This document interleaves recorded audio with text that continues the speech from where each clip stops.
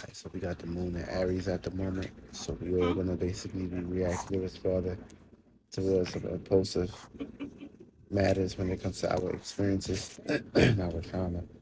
We're gonna basically be expressing that during the sun. So we're gonna be basically dealing with sun, trine, moon at the moment. So wherever you have Aries at in your chart, you can either be placing yourself into situations of pretty much making mistakes, taking risks, being very impulsive, or being very direct in these matters as well. Also, this is a gift to create, a burning situation or isolation. And of course, it's all about a new transformation at the perspective. We also got the Jupiter and Aries at the moment, so we're going to basically become reacting and responding to new experiences or expanding away from experiences that we pretty much no longer have, connection with at the moment. We also got Sun and Leo trine, and we got the Venus and Leo. So our the moon going to be bringing the trine towards our reactions to things. So we may basically go to the extremes when it comes to our internal expressions, and of course we got pretty much holding on when it comes to our expressions, our creativities, our romance, our love affairs, and of course we're pretty much pushing off and expressing at that moment too. So wherever you got these at in your charts, there's going to be the areas or locations that you need to come up with a new way of birthing something and giving birth to something, no matter how it play out. You're either going to be basically having and receiving a charge to pretty much check out that initiative and be direct and not beat around the bush during the moment as well too. So this is going to be like a few day transit. So it's a few days before we get into the moon get into Taurus. Now when moon is in the Aries at the moment, the moon the Aries sleeps here, so that pretty much means you're gonna be in the process of situations. So your actions is not gonna be expressed, but it's gonna be helped with the sun being a Leo. Now, if the sun wasn't in Aries, of course you would be taking direct actions. Of course, you won't be basically beating around the bush.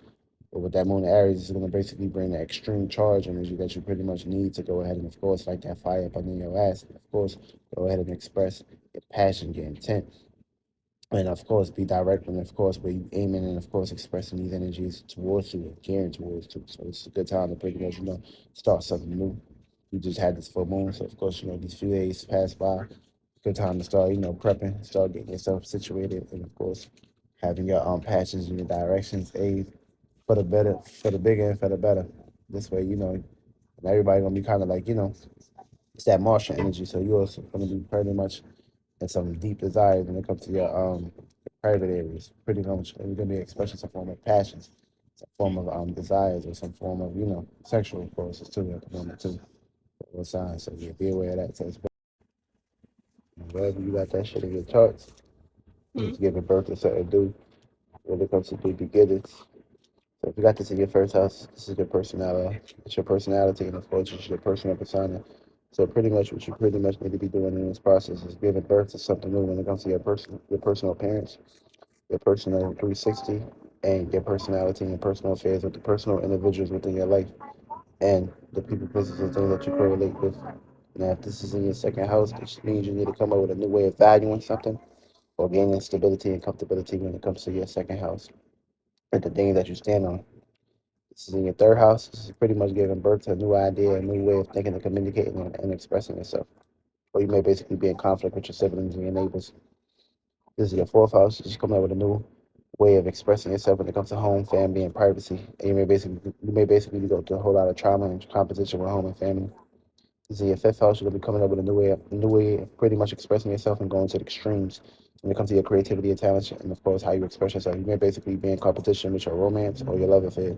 Sixth house. This is pretty much giving birth to a new way of working, working on your health, your work, your routines, or a new way of worrying. Or this could basically be trauma, or you could be basically be manifesting circumstances, situation of receiving competition from the individuals that you work with, or your coworkers, and or your employees or customers. Seventh house is pretty much coming up with a new birth, a new way of expressing yourself when it comes to your relationships and or your romance. Or you could be in competition with your partnerships or competition in bedroom. Eighth house is pretty much a new way of pretty much giving birth and new ways of expressing yourself when it comes to your desires, your passions, your intent, or utilizing your sexual passions or your sexual urges to pretty much get you up out of bed. Or you could pretty much be having some sexual trauma in this house as well. This is your ninth house. This is coming up with a new way of expressing yourself when it comes to your beliefs, your spiritual systems, and you can pretty much go and have a competition when it comes to spirituality or beliefs or religions. This is in your 10th house. This is coming up with a new way of dealing with your status, your repetitions, your goals, your responsibilities, duties, and obligation that you're known for. Coming up with a new birth. You're going to be going to the extremes in this area as well because Aries exalt this house.